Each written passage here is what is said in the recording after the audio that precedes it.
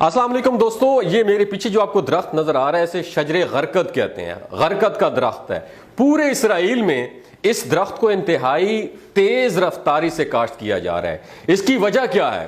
غرقد کی کاشت کی مہم اسرائیلی نہ صرف ریاستی بلکہ اب بین الاقوامی سطح پر چلا رہے ہیں۔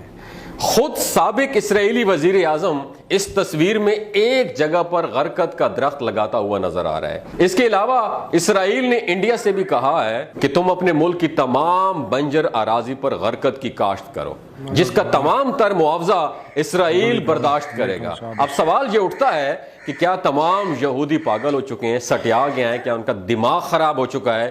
ایسا بالکل بھی نہیں۔ دنیا کے تمام وسائل پر قابض یہودی بالکل پاگل نہیں بلکہ بہت ہی ذہین قوم ہے۔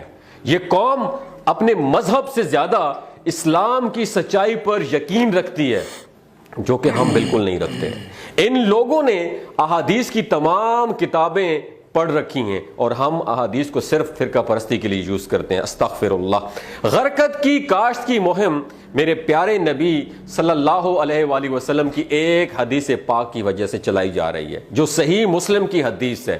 حضرت ابو ہریرہ رضی اللہ تعالی عنہ سے روایت ہے کہ رسول کائنات حضرت محمد مصطفیٰ صلی اللہ علیہ وآلہ وسلم نے فرمایا کہ قیامت نہ ہوگی تب تک کہ مسلمان یہودیوں سے جنگ کریں اور انہیں قتل کر دیں، یہاں تک کہ یہودی پتھر یا درخت کے پیچھے چھپیں گے تو پتھر یا درخت کہے گا کہ اے مسلمان، اے عبداللہ، یہودی میرے پیچھے چھپا ہوا ہے، آؤ اور اسے قتل کرو سوائے درخت غرقد کے، کیونکہ وہ یہود کے درختوں میں سے ہے۔ یہاں تک کہ اب اسرائیل مختلف NGOs کے ذریعے دنیا بھر میں ان درختوں کی کاشت پر زور دے رہا ہے۔ افغانستان سمیت کئی ممالک ایسے ہیں جن میں اسرائیل ماحولیاتی آلودگی کے نام پر غرقد کی کاشت بڑے پیمانے پر کر رہا ہے۔ اس کے لیے سیف دی غرقد ٹری نامی ایک مہم بھی چلائی جا رہی ہے، جس کی فنڈنگ جویش نیشنل فنڈ نامی ایک ادارہ کر رہا ہے۔ اس ادارہ کی بنیاد 1901 میں رکھی گئی تھی۔ یہودیوں نے سرکاری طور پر غرقد کے درخت کو قومی اور مذہبی پہچان دے رکھی ہے، ہم مانیں یا نہ مانیں۔ یہودی میرے نبی کریم خاتم النبیین رحمت اللہ عالمین جناب رسالت مآب سرور کائنات فخر موجودات حضرت محمد مصطفیٰ صلی اللہ علیہ وآلہ وسلم کے فرمان عالی شان کو مان کر اپنی سلطنت کو وسیع اور جان بچانے کے لیے غرقد کی آبیاری کر چکے ہیں۔ اب سوال یہ بنتا ہے، یہاں پہ میں آپ سے دو سوال پوچھوں گا، آپ نے میرے ان دو سوالوں کو دماغ کی کھڑکیوں کو کھول کے سننا ہے۔ حضرت داؤد علیہ السلام اور ان کا بیٹا حضرت سلیمان علیہ السلام کون تھے؟ لوہار تھے، یعنی لوہے کو نرم کیا کرتے تھے۔ اور حضرت داؤد علیہ السلام پر جو کتاب نازل ہوئی وہ زبور، یہ نظموں کی کتاب تھی، اللہ تعالیٰ کی طرف سے الہامی شاعری کی کتاب ہے۔ حضرت داؤد علیہ السلام کو اللہ تعالیٰ نے بہت خوبصورت اور پر اثر آواز عطا کی تھی۔ جب آپ علیہ السلام زبور کی تلاوت کرتے تو ہر چیز آپ کے سامنے جھومنے لگتی، لوگوں کے دل نرم پڑ جاتے۔ یعنی نبی کا پیشہ کیا تھا؟ لوہار۔ اور آپ کی امت کون ہے؟ یہودی۔ اب بات کرتے ہیں حضرت عیسیٰ علیہ السلام کی۔ حضرت عیسیٰ علیہ السلام پر انجیل نازل ہوئی، جس میں حضرت عیسیٰ علیہ السلام اپنے آپ کو ایک چرواہا بتاتے ہیں، یعنی بکریاں چرانے والا۔ اور آپ کی امت کون ہے؟ عیسائی۔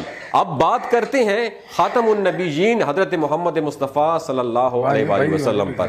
آپ پر آخری آسمانی کتاب قرآن مجید نازل ہوئی، اور آپ بخاری شریف کی حدیث میں بتاتے ہیں کہ بے شک مجھے معلم یعنی استاد بنا کر بھیجا ہے۔ آخری نبی اپنے آپ کو معلم بتاتے ہیں، یعنی کہ استاد بتاتے ہیں، اور ہم امت مسلمہ ایک معلم کی امت ہیں، تو ہمیں علم کے میدان میں سب سے آگے ہونا چاہیے تھا۔ میرا آپ لوگوں سے سوال ہے، ہمیں علم کے میدان میں سب سے آگے ہونا چاہیے۔ اب لوہار کی امت ہے یہودی اور چرواہی کی امت ہے عیسائی۔ علم میں، سائنس میں، ترقی میں، غرض ہر میدان میں یہ لوگ ہم سے آگے ہیں، جبکہ ہم امت مسلمہ ان سے بہت پیچھے۔ پہلا سوال یہ ہے، آخر امت مسلمہ ان اقوام سے پیچھے کیوں ہے؟